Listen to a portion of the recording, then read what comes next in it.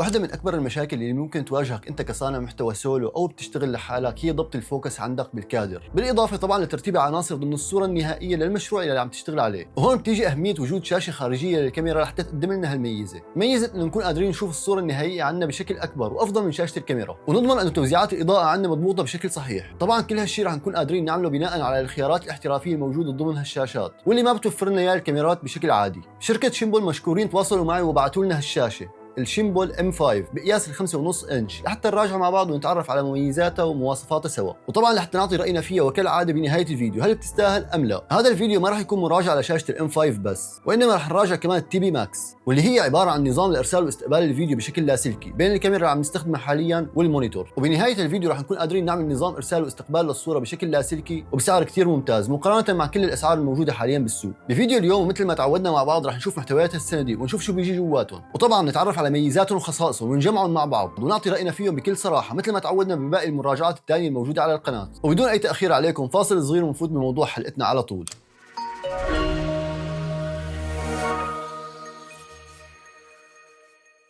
يسعد اوقاتكم، معكم فادي من استوديو فيجن ورجعت لكم اليوم فيديو جديد. اذا انت جديد هون مهتم بامور التصوير والمونتاج، صناعه الافلام والمحتوى، بشرفني تعمل اشتراك بالقناه، تفعل زر الجرس ليوصلك كل جديد منا اول باول، واكيد نشر الفيديو بين رفقاتك لنوصل لاكبر عدد ممكن. ويلا خلونا نبلش. نبدا مع المونيتور اللي معنا، بيجي ضمن هالعلبه الحلوه يلي اول ما تفتحوها راح تلاقوا شنطه وعليها لوجو شيمبول، وهذا الشيء ما بنلاقيه عند اغلب الشركات يلي بتعطيك المونيتور بدون كيس لحتى تضب كل هالاغراض اللي راح نشوفها فيه. بداخل هالشنطه راح يكون عندنا موجود كابلات ال HDMI بقياس المايكرو والنورمال سايز لتوصيل الشاشه مع الكاميرا اللي عندكم، وراح يكون موجود عندنا لزقه حمايه للشاشه مثل اللزقات المتوفره للجوالات. بالاضافه كمان راح يكون عندنا كتيب التعليمات وشويه اوراق ثانيه مالهم عازه.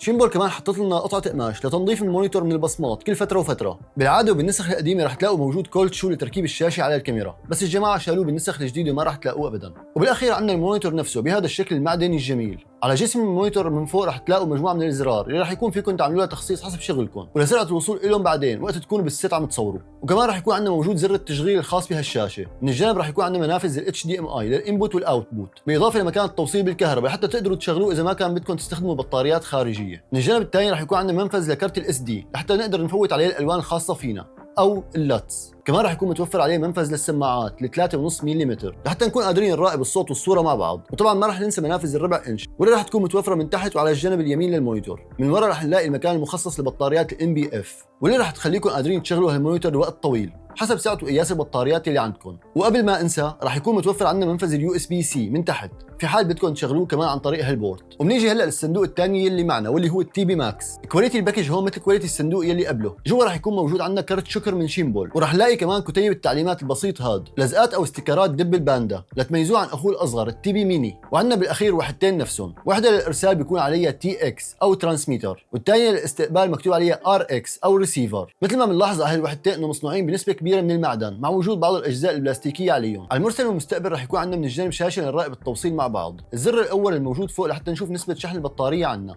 الزر الثاني ما رح تعتازوه، هو للتوصيل بين الجهازين مع بعض، لان مثل ما رح نشوف مع بعض انه هدول الجهازين بيتواصلوا مع بعضهم بشكل اوتوماتيكي. طبعا رح يكون عندنا متوفر زر التشغيل الخاص بكل وحده. من تحت رح يكون متوفر عندنا منفذ الربع انش. من ورا رح يكون عندنا مكان البطاريات اللي رح تشغل هالوحدات وهن نفسهم اللي بيشغلوا المونيتور، بالاضافه لزر تحرير البطاريات من القفل اللي بيحميهم من انه يفلتوا من مكانهم. من الجانب الثاني رح تكونوا قادرين تشغلوه عن طريق باور بانك بقياس 5 فولت عن طريق منفذ اليو اس بي سي الموجود على الوحدتين. اما الشيء المختلف هون فهو منافذ ال HDMI. على الترانسميتر راح يكون عندنا منفذ ال HDMI in ومنفذ HDMI out. اما على المستقبل او الريسيفر راح يكون عندنا منفذين HDMI out فقط وبدون in.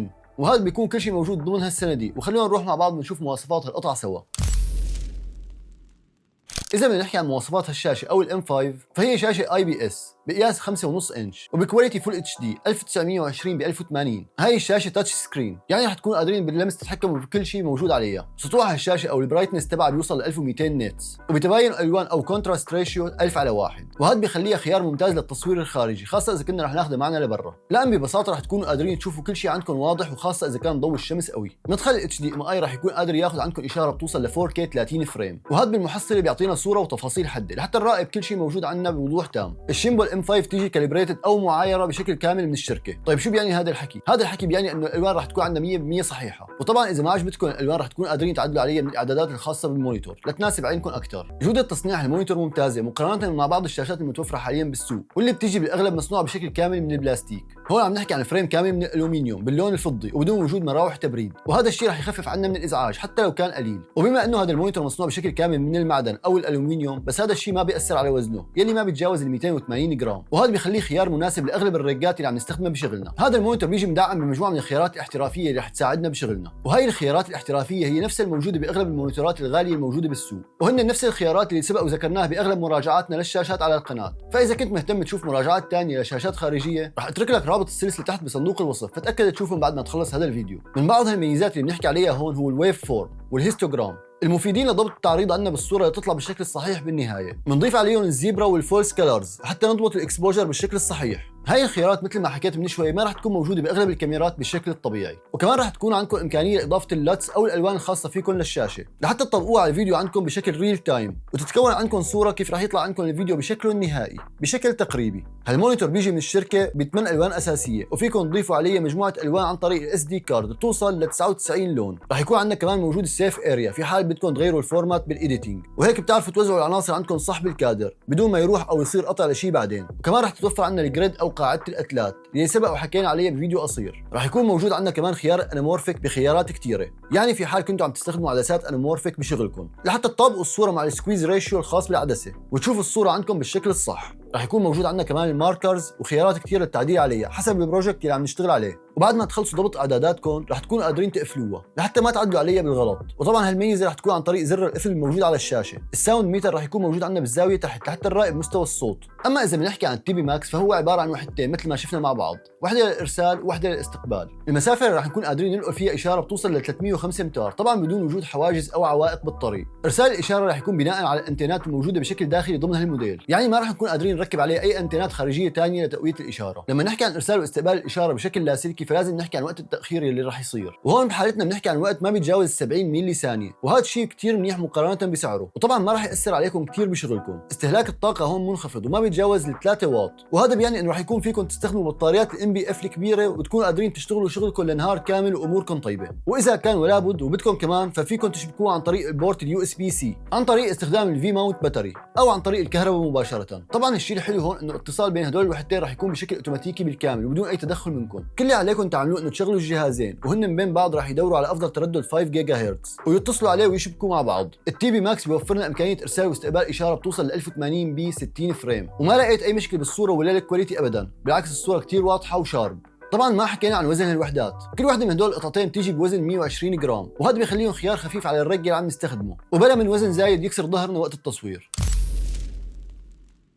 هون بلشت اعمل تيست للتي بي ماكس مع الام 5 مباشره بهذا المكان يلي مثل ما عم بتشوفوا هو عباره عن ملعب لكره القدم ومضمار للسباق. بلشت من النقطه اللي تحت وضليت ماشي لفوق لاخر الخط. طبعا لا يغركم منظر الشمس لان درجه الحراره الفعليه هون هي -6. من بدايه التجربه كان الوضع تمام وما في تقطيع ابدا بالاشاره، بالعكس الارسال والاستقبال مستقرين على نفس الشبكه المتصلين عليها. اخي كان على المونيتور عم يراقب لي الاشاره وهو معي على الخط لحتى نتاكد انه الوضع كله تمام. بحب اشكر روبيرو وغارو يلي كانوا مرافقيننا بالتصوير وساعدونا بالتجربه. هذا الفيديو كان لازم ينزل باخر السنه الماضيه، بس بسبب فتره الاعياد وضغط الشغل يلي عندي فما كان عندي فرصه لحتى اصور الفيديو.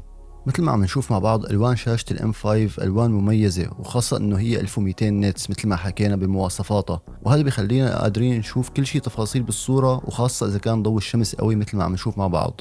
طبعا هون البرايتنس انا حاطه على الستاندر وهو 50%. وهون ضليت امشي على خطي واخي معي على التليفون لحد نص مضمار الركض الامور تمام، وكملت لوصلت لثلاث ارباع الخط. وهون بخبرني اخي انه في تقطيع بسيط صار بالاشاره، فكنت لازم افتل وشوف اذا غيرت جهتي رح تزبط الاشاره ولا لا، وفعلا رجعت الاشاره تمام. وهذا الحكي مثل ما حكيت على 75% من الخط اللي ماشي عليه. طبعا هون ما عندي اي فكره ليش صار تقطيع بالاشاره، وخاصه انه المسافه اللي انا ماشي فيها هي مسافه فاضيه بدون اي حواجز او عوائق قدامي بالطريق. بالمناسبة تجربة انك تمشي لورا بدون ما يكون وراك دليل او حدا يوجهك هي تجربة صعبة، فلازم يكون حدا وراكم ليدلكم على الطريق، وخاصة اذا كان في شي نزلة او طلعة لحتى ما توقعوا وتتفركشوا.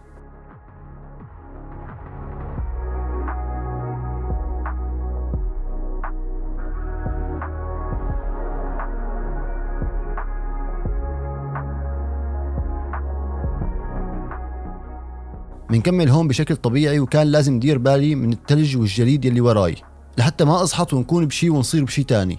بعدين غيرت مساري لحتى ما انزل بالرمل مثل ما عم بتشوفوا، وفتت لبين الشجر، وهون بتكون الإشارة بلشت تقطع بشكل مثل ما عم نشوف مع بعض.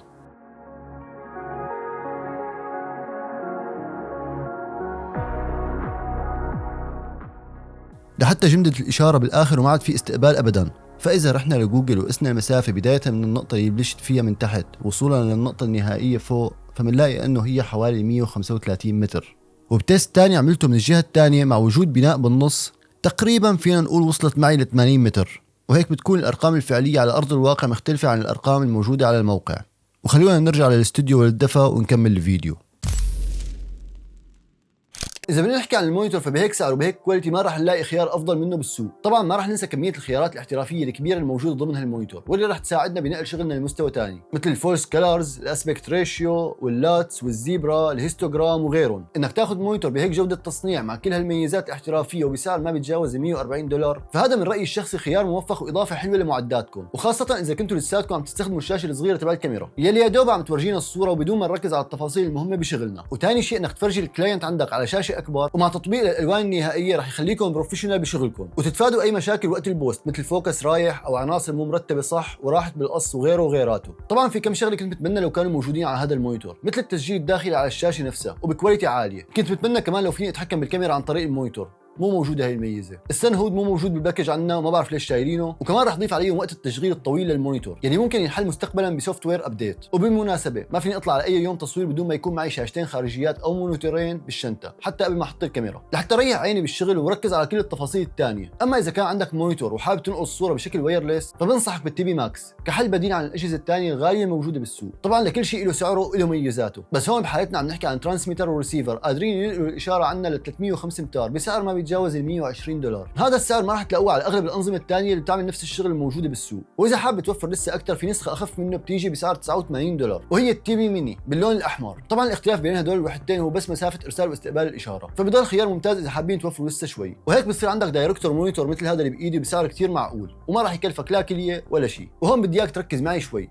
إذا أنت صانع محتوى أو يوتيوب تشتغل لحالك أو سولو، أو حتى كنت بتشتغل كسمول كرييتر مع براندز وعلى مشاريع صغيرة، وكنت حابب تنقل شكل شغلك وتجربة الشغل مع عملائك لمستوى احترافي تاني، فأكيد وبدون تفكير بنصحك فيهم. أما إذا كنت عم تشتغل مع كلاينتس كبار ومع بروجكتس كتير كبيرة فهدول ما راح يكونوا أفضل خيار لإلك. فيك تشوف خيارات تانية أفضل موجودة بالسوق. وهذا كان فيديو اليوم، مراجعة خفيفة لمنتجين حبيت أجمعهم بفيديو واحد، إن شاء الله ما أكون فيه طولت عليكم. بحب أتشكر شيمبول على دعمهم لنا وتوفيره لهالمنتجات مثل ما حكيت لنراجعهم مع بعض. قائمة التشغيل الخاصة بمراجعة باقي الشاشات راح أترك لكم إياها تحت بصندوق الوصف للمهتمين. وهلا اذا وصلت لهون وعجبك الفيديو لا تنسى تعطيني لايك حلو مثلك، واشتراك بالقناه وتفعل زر الجرس ليوصلك كل جديد منا اول باول. كنت معكم انا فادي من استوديو فيجن، بشوفكم بفيديو جديد. سلام.